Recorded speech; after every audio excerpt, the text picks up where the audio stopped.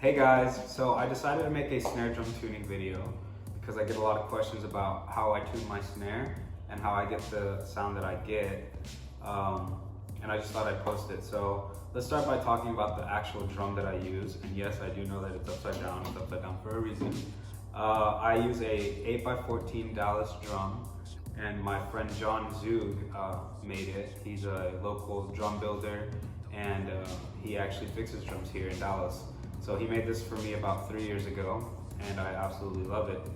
So yeah, that's the drum that I'm using. And typically when I'm tuning a drum, I'll start from, if I'm starting from scratch, I'll do the bottom head first, and then I'll go to the top head. So that's what we're gonna do here. I usually start by finger tightening all the lugs, and I already did that before I started this video, so that way I wasn't doing that here. But I'll just double check to see if all the lugs are finger tightened. And I'm also using my Life of Bazal, I think that's how you say it, case. Super handy. This is where I have my drum key. So yeah, let's get started. I usually do 2 full turns on the bottom head, and I'll go from wherever you decide to start. You can start wherever, but I'll go from wherever I start. I go across, and then I turn, and then I go across, and then I turn, and then I go across, and then I turn, kind of like a star figure. That's just the way I've been taught, and I just do it that way. So let's just start. So also, it's good to know that if you're gonna do 2 full turns, that's 4 half turns. I didn't know that for a long time, and I was like, why can't my snare sound like the way I want it to sound? And then I was like, oh, it's because I'm doing it wrong. So that's 1 half turn, that's 1 full turn. So I'll do 2, so 2 turns is 1 full turn. So I'll do 4 turns total. So that's 4, or that's 4. So 1, 2, 3, 4. And see, this one wasn't finger tight. 1, 2, 3, 4. 1, 2, 3, 4. This one wasn't finger tight either, so it's okay. 1, 2, 3, 4. 1, 2, 3, 4. 1, 2, 3, 4. 1,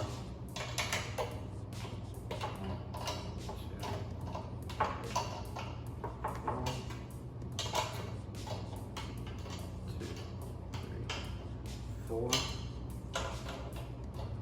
1, 2, 3. Okay, after that, it's super tight right now, which is kind of what we want. If it's too tight, I would recommend like loosen it a little bit, but you kind of want your bottom head to be super tight. And I put a stick in between the snare wires so that way I can, I'm able to hit the drum head without having the snares on them, so that way I can hear which one's higher pitched and I can match them. It's actually a little too tight right now for me, so I'm just gonna lower it a little bit. And you just kind of have to go with what works for you and use your like feel, touch the snare, see what it's doing, how it's responding to what you're doing to it. So I feel like it's a little too tight, so I lowered it a little bit. And then I'll go around and I'll hit each lug, and I'll find the highest pitched one. Right now, this one's the highest.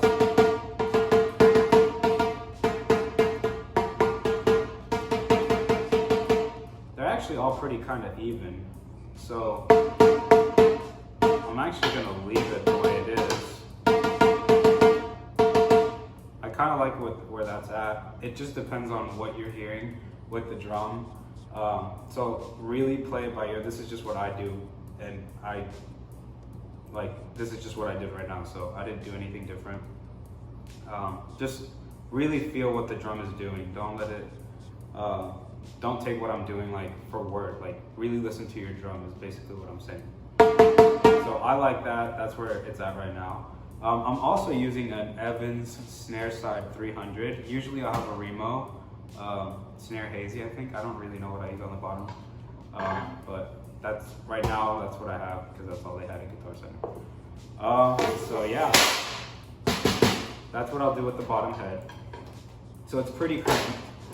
And then with the top head, I already loosened everything, and the snares are. I'm gonna turn them all the way off, so you could hear that that's totally dead. And with the snare, let's finger tighten. So with the snare, I'll actually show you how I finger tighten it because I do it a specific way. So I'll just go from one side and I'll do it diagonally out at the same time so that way I'm getting even tension. And I'll just finger tighten it all the way around. And I'll just do that for all the lugs.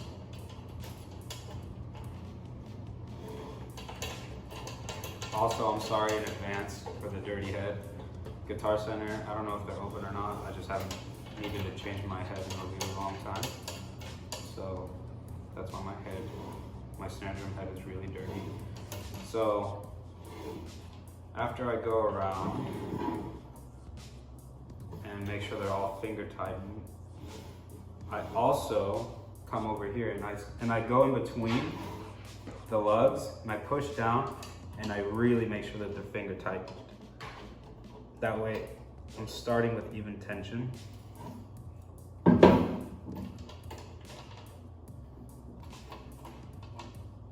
So I'll just go around the whole drum and do that same thing.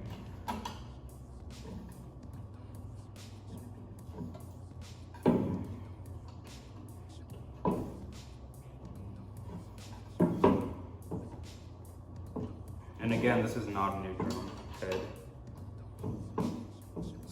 You can really see how, even if you finger tighten it without pushing on the edge of the rim, you're not really fully finger tightening it. So now, all the lugs are fully finger tightened. And with the top head, I will do one turn. So that's 2 half turns. So 1, 2, 1, 1, 2, 1, 2, 1,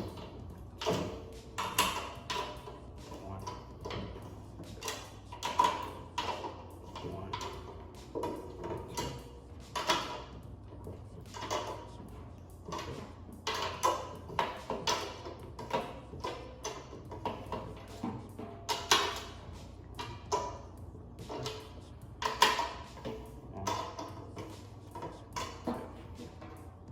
So now that I've done that all the way around, let's see where they're at. And I know it's gonna be super high right now. It's super high for my taste.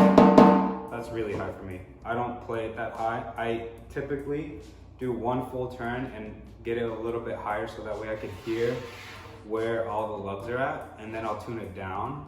So that's why I tune a little bit higher at first, so I can hear the pitch, because I'm not crazy good to hear pitch at a lower tuning. So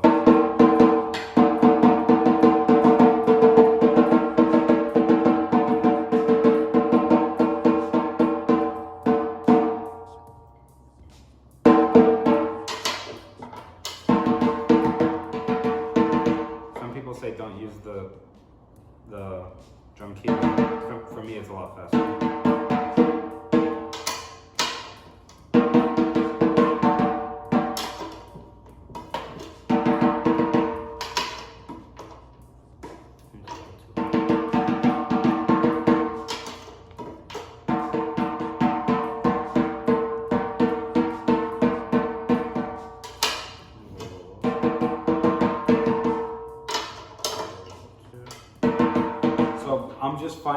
I'm just kind of like tuning to this one, to the highest pitched one. Just a little low. And this is all literally what you're hearing, so don't take this like you have to do it this way. This is literally just the way I do it. So I'm just putting that out there.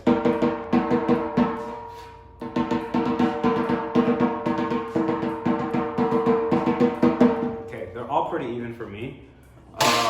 So now like I said, it's gonna be a little bit higher than what I typically do it.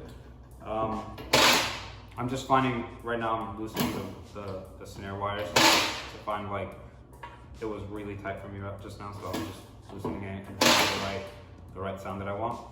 But yeah, so it's really high right now for my personal taste, obviously. But now that I have, I could hear they're all in even pitch, in my opinion, I'll go and I'll bring it down actually some. So I'll not do a full turn, but I'll do like a tiny bit. You could see, hopefully you can see in this video. I'll just bring it down by like a hair, all the way around. Because I'm not trying to go for a poppy sound. I'm trying to go for a big sound. So I'll just bring it down a little bit.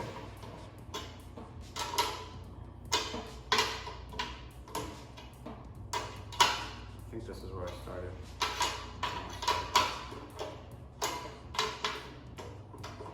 There we go. So, let's just hear where we're at. So that's still a little high for me, but let's just see what it sounds like when I put the ring around it. I don't know what these are called, I just call it the ring. You can call it whatever you want. And I put a ring around it to get rid of all the buzz. And I also use one moon gel, which I'm gonna change the moon gel up because I've had this moon gel since literally Upper Room Conference 2018. I have relationships with moon gel. This moon gel and I have gone places, so, but I'm gonna change it for now.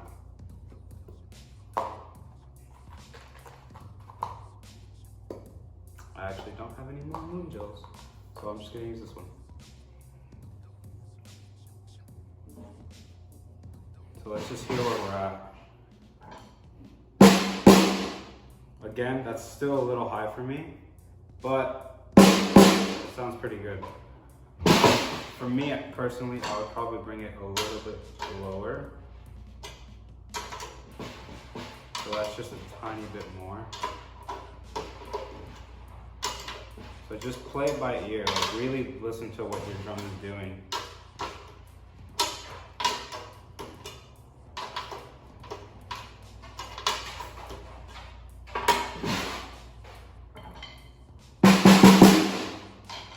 I really like the way that sounds. That might be too high for some people, but I really like the way that sounds. I might go a little bit lower, just to see what it feels like.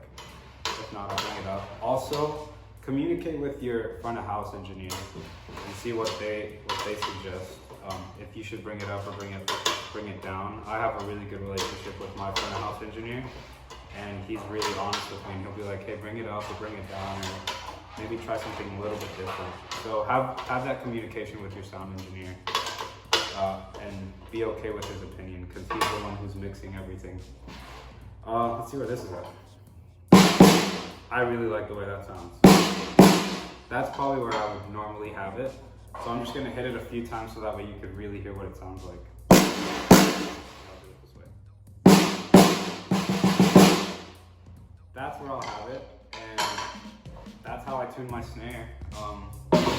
After that, I put lug locks on it because if not, this will get detuned super quick, and I highly recommend that you buy these little things. There's different versions of them, but this is just what I use. It works for me.